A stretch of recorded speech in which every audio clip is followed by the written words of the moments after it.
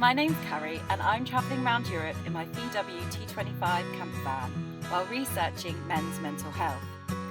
All with my best buddy, Doogie the dog. And we want to show you around our home.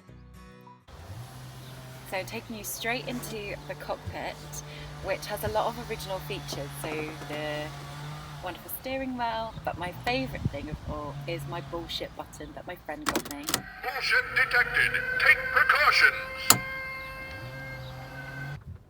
So I'm now standing in my kitchen area, and when I was looking for a van, I found it was really important that I should be able to stand up.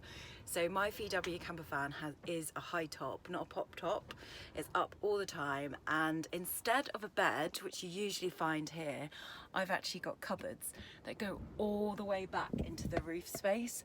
So it means my storage is pretty incredible. My kitchen is small but perfectly formed. So I've got a 2 gas hob cooker, and I've also got a small grill under here, which is brilliant for toast, grilling vegetables and whatnot. And then under here I've got my sink, which I still got washing up from lunch, so don't judge me. I don't have running water, so I store my water in 2 jerry cans. I think they're 20 litres or 10 litres, I can't remember how much they are, but that suits me just fine. Maybe one day I'll get a pump and a tap and a water tank, but for now that's perfect.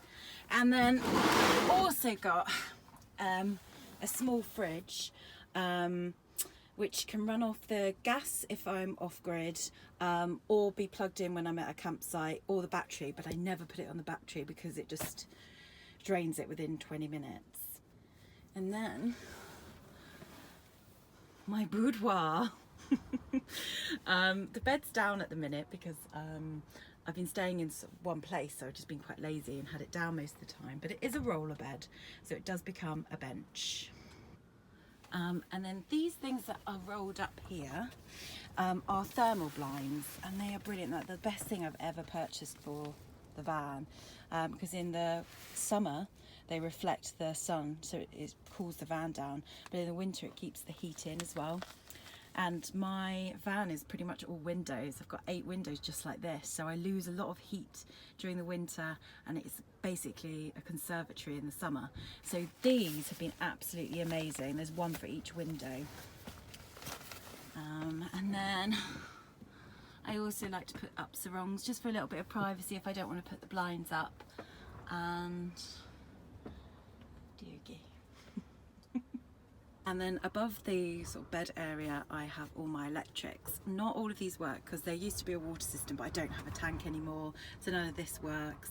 It doesn't control the lights, but my plug sockets work, and that tells me my leisure battery status, which is pretty good right now.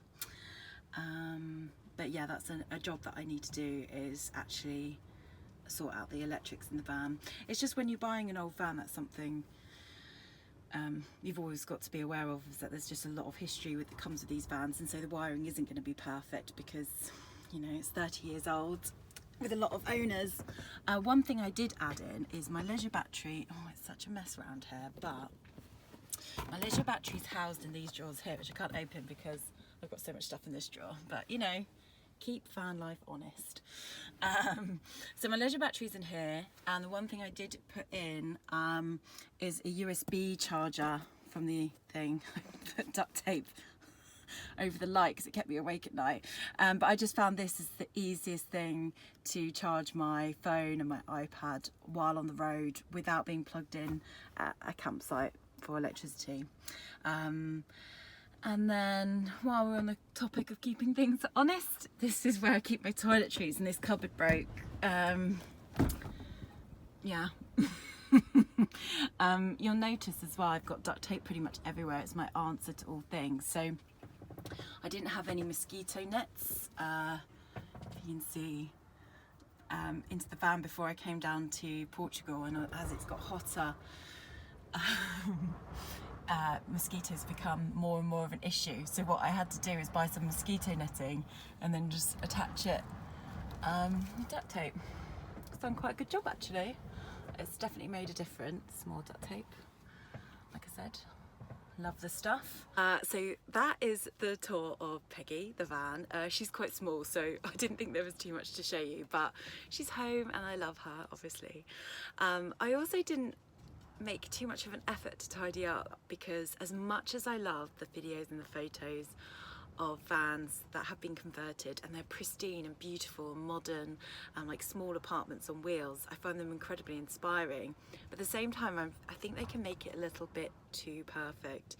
And when you live in your van full time, there is going to be books everywhere, drawers aren't going to close, things are going to get broken, and I think it's important to know that the reality is just as fine, if not better, than what's online. And also, I think for me, when I was starting out on this journey, I first bought Peggy and I became like quite caught up on what I thought she should have because I'd seen it online, and I think I wasted a lot of time on that. So actually, when I hit the road, it made me realise that you don't need much at all. If you've got something soft to sleep on and a kettle and something to boil a kettle so you can have a cup of tea, then I mean, you can go anywhere. That's it. Those are the essentials. Oh, and a dog. Don't forget the dog. Never leave the dog behind. So yeah, I hope you enjoyed this tour, and yeah. Say goodbye to everybody, Doogie. Say bye. As Doogie wasn't quite up for saying goodbye, some footage where he's a bit more awake. Thanks so much for watching, and if you've got any questions, just drop me a DM.